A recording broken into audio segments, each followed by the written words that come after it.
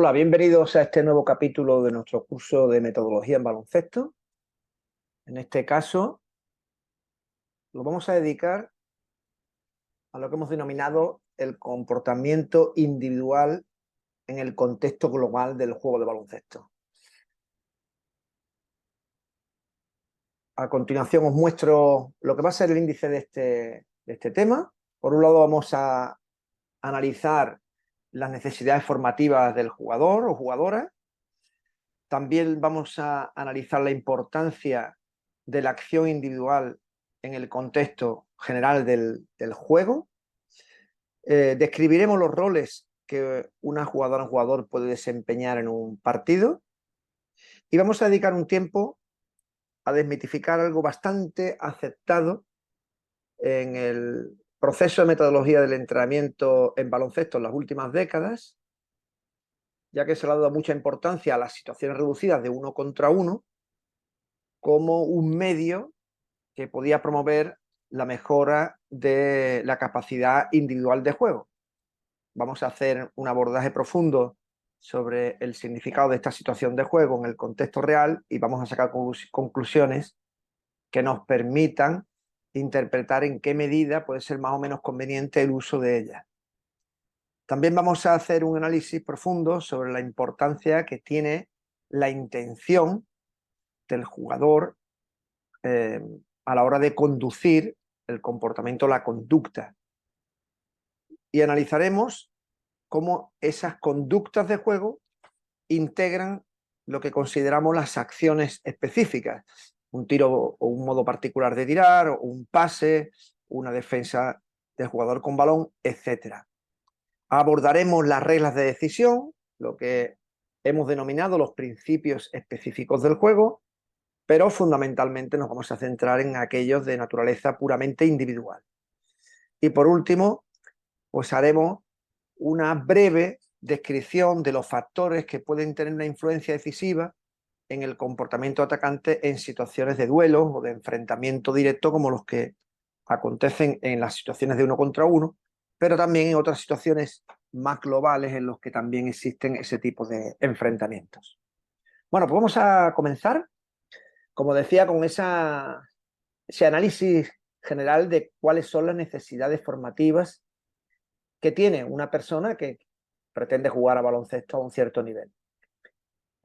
Como sabéis, porque supongo que todos habéis tenido alguna experiencia previa en el ámbito de nuestro deporte, en formación hemos dedicado un interés especial a lo que se ha denominado la técnica individual. A estas alturas de este curso estoy convencido que ya tenéis criterios para hacer un juicio de valor sobre la importancia que puede tener ese factor determinante del rendimiento, que es la calidad del gesto, la calidad del movimiento, pero también quiero recordar que el jugador o la jugadora no solo van a conseguir ser eficaces en un partido por el hecho de que puedan ser capaces de reproducir alguna acción específica de una manera más o menos eficaz.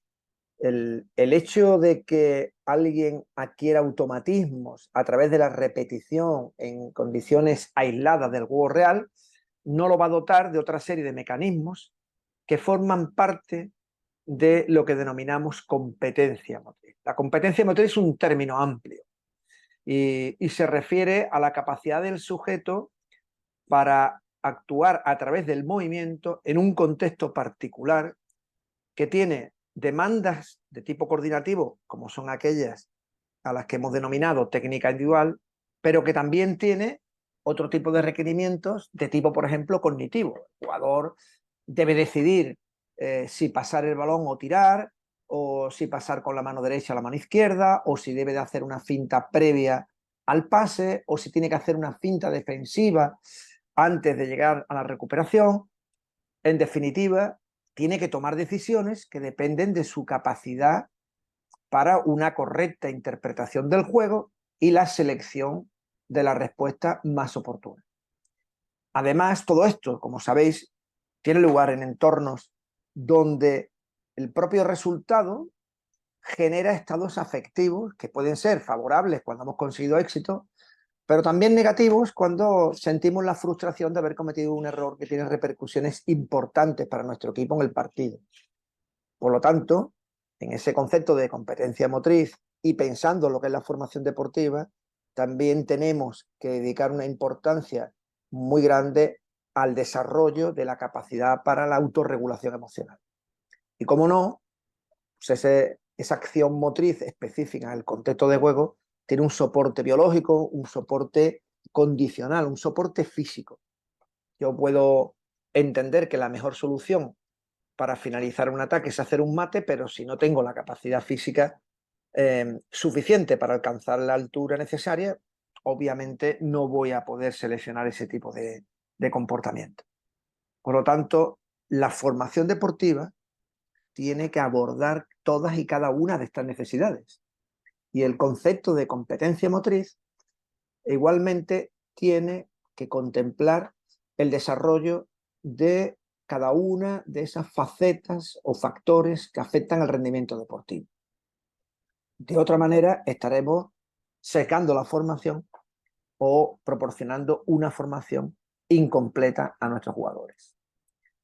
Hay que olvidar esa acepción de técnica individual asociada a los fundamentos, porque los fundamentos, que tienen que ser la base sobre la que construir otras capacidades, no solo pueden ser coordinativos o técnicos, sino, como decíamos, cognitivos, físicos o emocionales. Los fundamentos tienen todo ese tipo de requerimientos.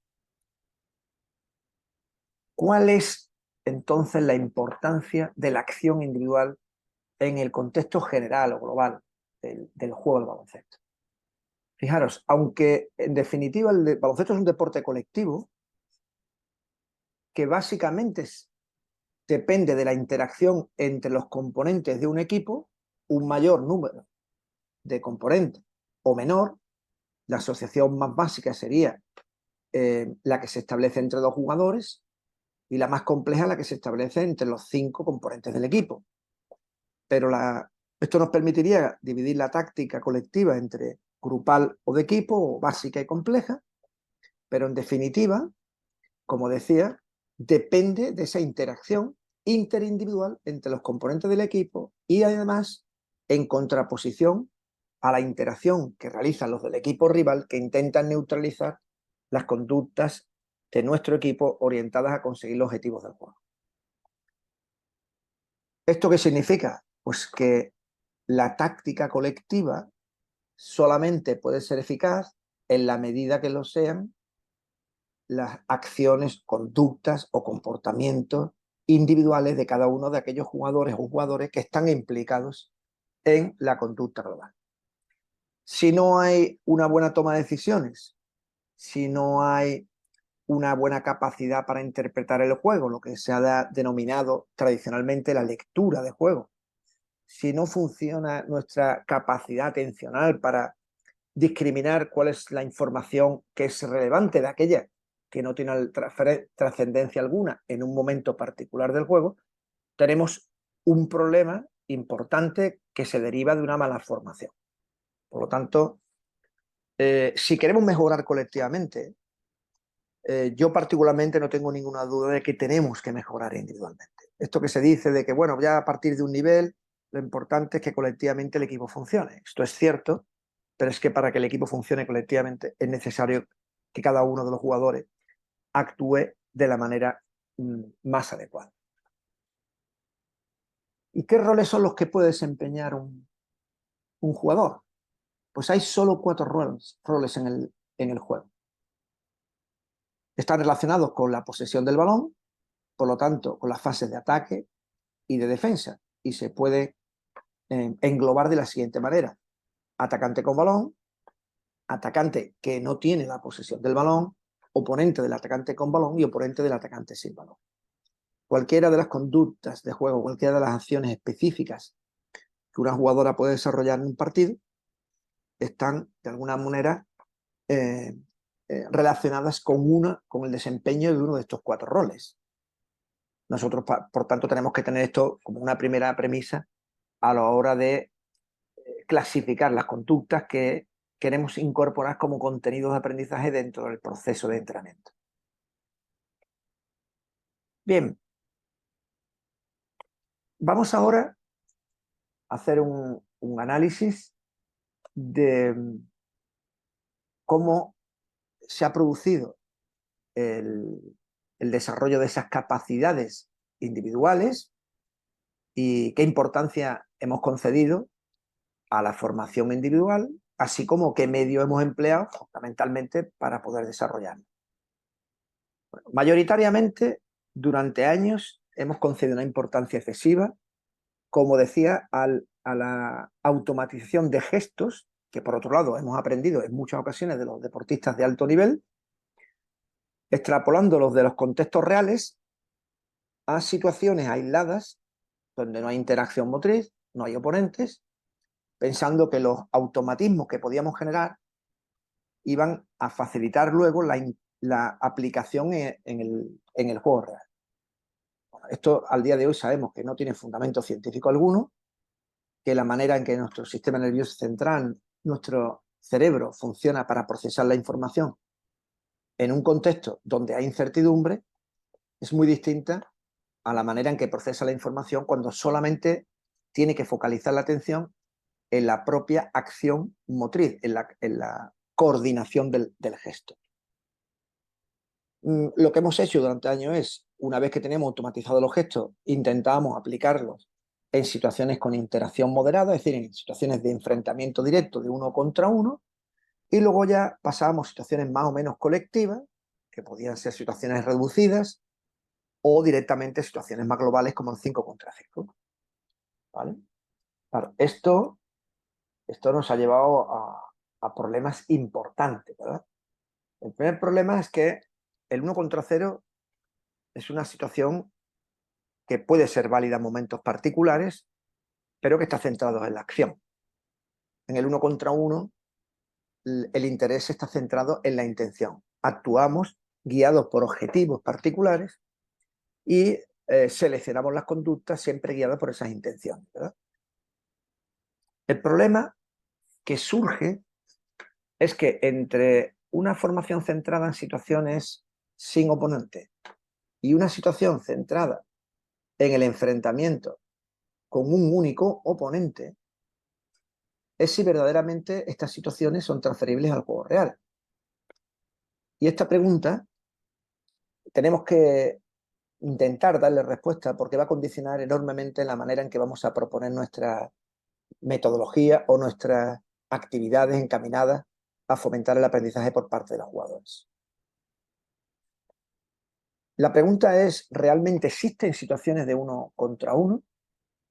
En la diapositiva veis una foto donde hay un jugador de la NBA, de los Kings, que está enfrentándose aparentemente al oponente, jugador del equipo rival, y que podría ser considerada una situación de 1 contra 1. Tradicionalmente así lo hemos hecho. De tal manera que luego, para mejorar las habilidades del jugador con balón, que tiene que ser capaz de encarar al oponente y generar una ventaja, pues hemos propuesto situaciones de 1 contra 1, donde no había ningún otro tipo de interacción con compañeros o con adversarios para mejorar esas habilidades. La pregunta es, ¿realmente esto es una situación de 1 contra 1? ¿O avanzo ya algo? ¿Se trata de duelos individuales que tienen una duración particular? Cuando lo primero es que hay que pensar, ¿esos duelos individuales se producen con posesión de balón o sin posesión de balón? Porque efectivamente hay duelos, hay enfrentamientos que tienen lugar entre los jugadores del equipo que no tienen el balón, pero que también tienen un oponente próximo o un oponente asignado que está encargado de neutralizar cualquier acción encaminada a conseguir una ventaja para la recepción o un espacio donde, con el cual poder ayudar al compañero con balón, por ejemplo, cuando establecen un bloqueo directo. Por otra parte, hay que pensar en qué espacios se producen esos duelos. Se producen en posiciones cercanas al aro, cercanas a la línea central, cercanas a la línea de 3 puntos, en posiciones ya muy cercanas al aro rival. Cada uno de esos espacios de alguna manera condicionan las posibilidades de acción del jugador atacante. Cuando estamos sobrepasando la línea central, sabemos que no podemos volver atrás para no incurrir en la regla de balón de vuelta a pista trasera, ¿no? Campo atrás. Por lo tanto, hay que entender que cada uno de esos duelos está condicionado por múltiples factores. El hecho de tener el balón o no, en función de la profundidad, la cercanía al aro, puede estar condicionado por la lateralidad, si es en un lateral o en otro, o por contrario, se produce en zona central.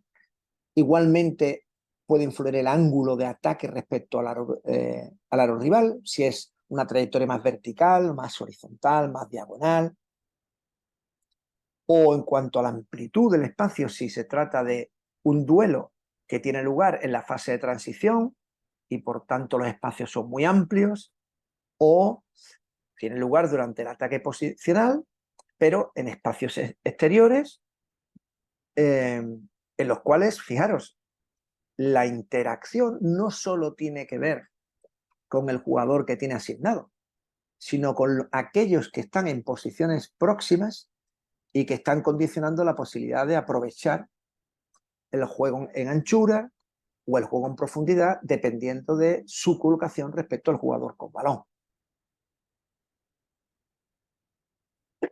También es importante entender que esos duelos no solo se producen atendiendo a variables espaciales, sino atemporales.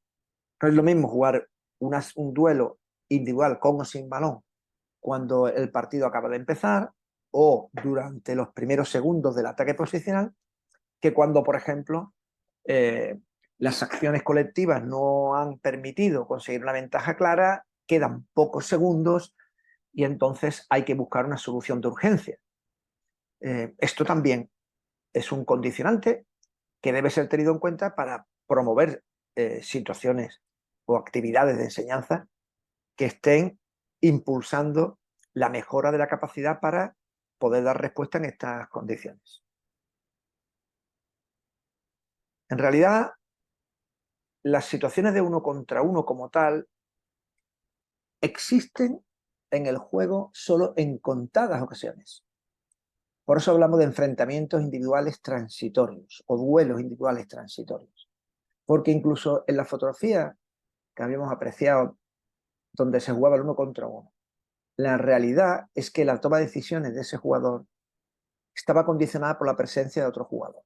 De tal manera que si el jugador que en un momento determinado se encuentra próximo al jugador con balón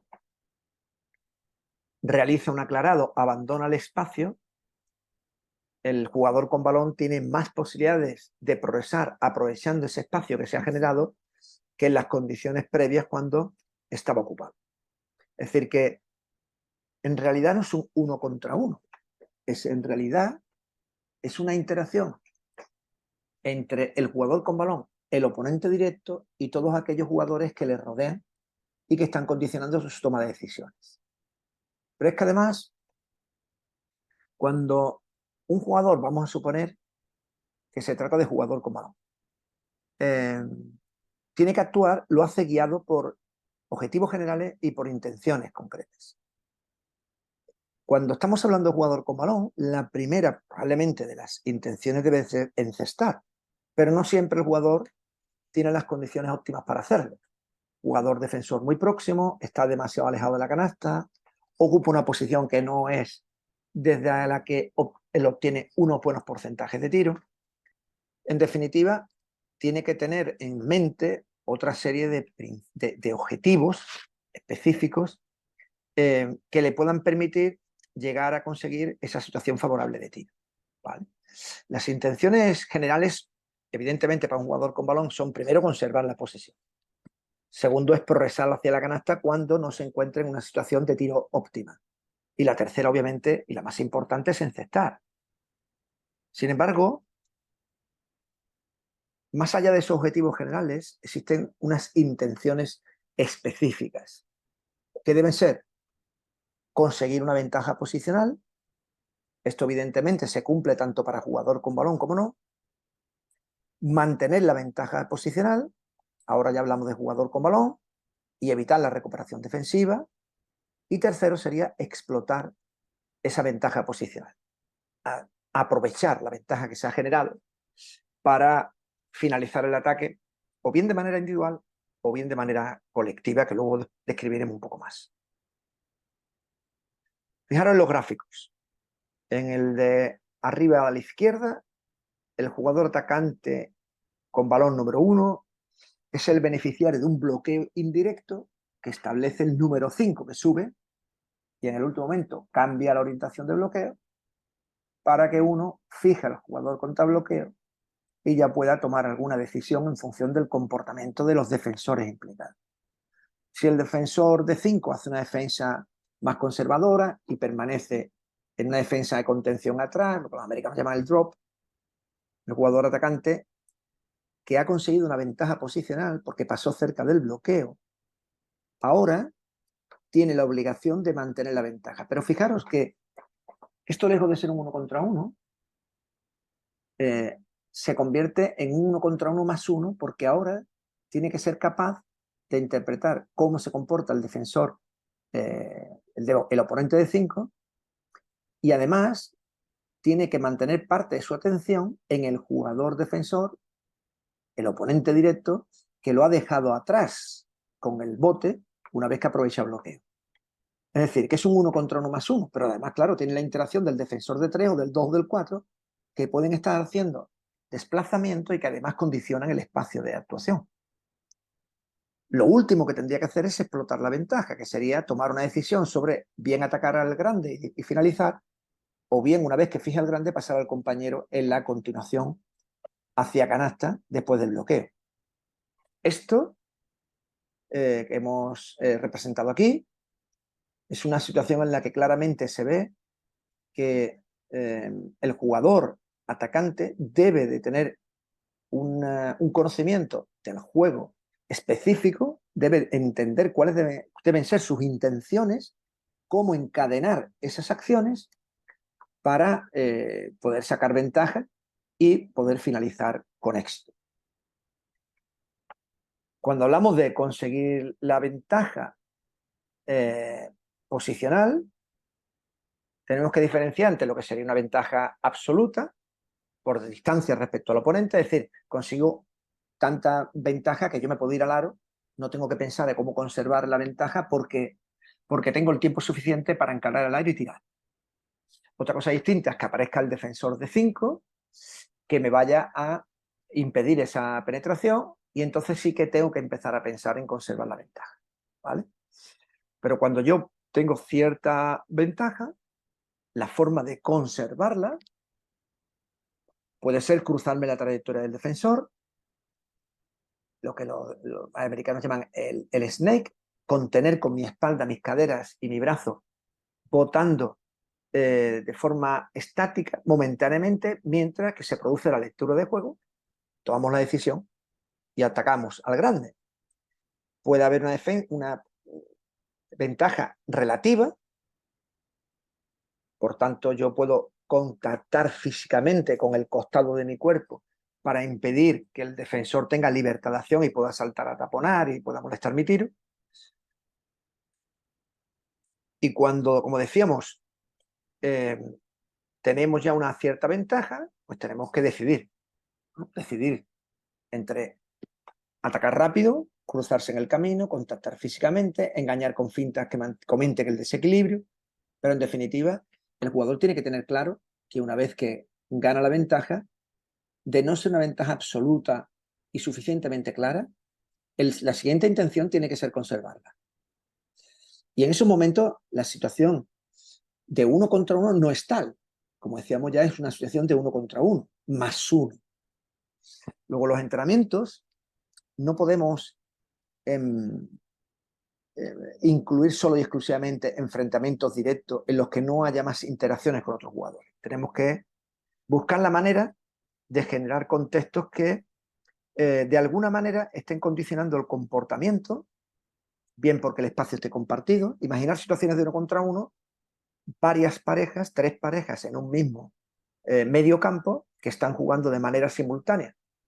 Yo puedo ganar una ventaja en el 1 contra 1, pero puede que en ese momento también lo haya conseguido el compañero de la otra pareja y esté ocupando el espacio hacia el que yo tenía la intención de dirigir. Y esto ya evidentemente está condicionando el tipo de respuesta que yo puedo dar. Esto es algo mucho más parecido al juego real que el realizar los unos contra unos por turno. Hasta que no termina la primera pareja, no empieza la segunda. Otra cosa distinta es que mantengamos además la estructura propia de la competición y que además, o por tanto, planteemos situaciones en las que haya un atacante y 2 defensores, uno directo y otro indirecto, un 1 contra 1 más 1. Al segundo defensor le podemos poner ciertos condicionantes, que tenga que tocar un coro antes de llegar, cambiarle las trayectorias, cambiar las velocidades, los momentos en los que pueda actuar, o darle un margen de libertad total dependiendo del nivel que tengan los jugadores. Bien. Claro, cuando hablamos ya de hemos hecho esa lectura de juego y ahora queremos finalizar, pues surgen un montón de conductas asociadas a esta intención de aprovechar la ventaja que hemos creado y hemos mantenido, y aparecen las finalizaciones con o sin contacto físico. En baloncesto hay muchas finalizaciones con contacto, pese a lo cual seguimos entrenando las entradas a canasta sin ningún tipo de contacto. Evidentemente la transferencia que esto tiene al juego es muy poca. Me encuentro muchas chicas, muchos chicos que cuando llegan a otros niveles de competición se estrellan porque cuando tienen contacto físico se sienten suficientemente intimidados y les falta el control postural del cuerpo en el aire para poder hacer una finalización eficaz. Surgen también los tiros tras bote, los tiros en los cuales nosotros somos capaces de identificar el momento en el que desaceleramos de manera brusca para sorprender al defensor y, por ejemplo, lanzar en suspensión, o cuando un jugador o una jugadora más grande aparece en el espacio de aproximación al aro y no tenemos la posibilidad de sortear esa posición en el aire, pues hacemos el típico tiro, denominamos la bomba, ¿no? El floor que llaman los americanos, que nos permite superar por altura. Pero todo esto está encaminado a la explotación individual de la ventaja. También tenemos la posibilidad de conseguir atraer suficientemente a la defensa del segundo defensor y dejar liberado a un compañero. O el hecho de que se produzca una primera ayuda que acarrea otra serie de ayudas y, por tanto, tras ese conjunto de desplazamientos que llamamos rotación defensiva, aparecen jugadores liberados que pueden ser los beneficiarios de un pase para poder finalizar el ataque. Bueno, pues esta capacidad de jugar para conseguir la ventaja en ese duelo individual, entrar en el espacio de interacción de otros jugadores y ser capaz de observar, de percibir el comportamiento defensivo en sus rotaciones defensivas e identificar cuál es el compañero que tiene una ventaja más clara, es imposible de mejorar en situaciones de 1 contra 1. En el 1 contra 1, el atacante solo se centra en lo que realiza el oponente directo y por lo tanto no tiene la necesidad de estar distribuyendo sus recursos atencionales entre diferentes fuentes de estímulos que representan los jugadores del equipo o los jugadores del equipo rival. Todo esto, la única manera de entrenarlo es crear situaciones de interacción múltiples con, evidentemente, un criterio claro que es establecer una jerarquía, una gradación en el nivel de dificultad de las tareas, que será otro tema que abordaremos en capítulos posteriores, para que los chicos puedan ir, digamos que desarrollando esa capacidad adaptativa a los estímulos del entrenamiento de manera progresiva. Bueno, pues fijaros, hasta aquí un primer análisis importante que nos tiene que hacer pensar que el 1 contra 1 como tal, salvo en situaciones de transición, ¿verdad?, donde hemos podido conseguir una ventaja clara y ya no hay nadie más cerca del aro que pueda interferir en el conjunto de las posesiones de balón, hay un porcentaje elevadísimo de situaciones en las que el 1 contra 1 como tal no existe. Son duelos individuales y transitorios. Estoy terminando de ganar una ventaja sobre un jugador cuando aparece otro que interactúa y sobre el que también tengo que tomar decisiones.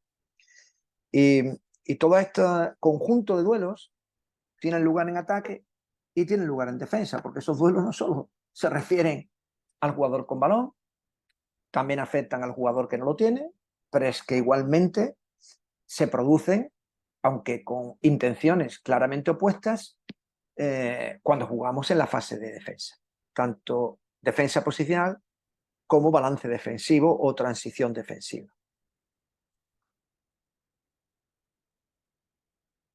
Estamos ahora mismo en un momento importante de esta reflexión general que estamos haciendo, que nos tiene que llevar a una conclusión general.